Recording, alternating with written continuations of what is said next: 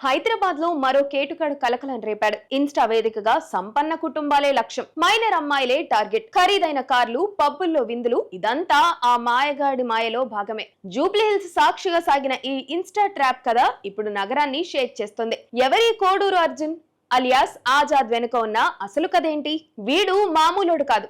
Social మీడియాలో తనను తాను ఓ పెద్ద కోటీశ్వరుడుగా ప్రొజెక్ట్ చేసుకుంటున్నాడు. జూబ్లీహిల్స్ లోని ఖరీదైన పబ్బుల్లో హల్చల్ చేస్తున్నట్లు ఫేక్ పోస్టులు పెడతాడు. కేవలం ఫోటోలు చూసి మోసపోయిన మైనర్ బాలికలను తన వలలో వేసుకోవడం ఈ ఆజాద్ స్టైల్. భావోద్వేగాలతో ఆడుకుంటూ ప్రేమ పేరుతో నమ్మించి చివరికి వారిని నిలువునా దోచుకుంటున్నాడు. ఈ కేసులో బయటపడిన నిజాలు పోలీసుల్ని విస్మయానికి గురి చేస్తున్నాయి.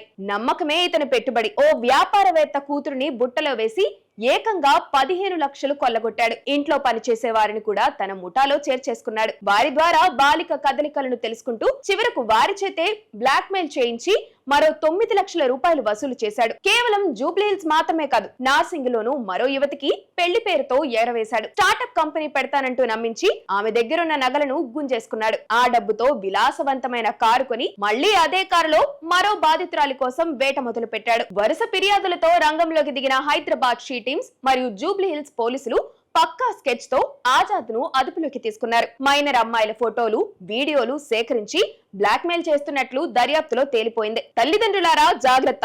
మీ పిల్లలు టీవీలో ఏం చూస్తున్నారు, మొబైల్లో ఎవరితో మాట్లాడుతున్నారన్నది గమనించకపోతే మీ ఇంట్లో కూడా ఇలాంటి ఆజాద్లు ప్రవేశించే ప్రమాదం ఉంది.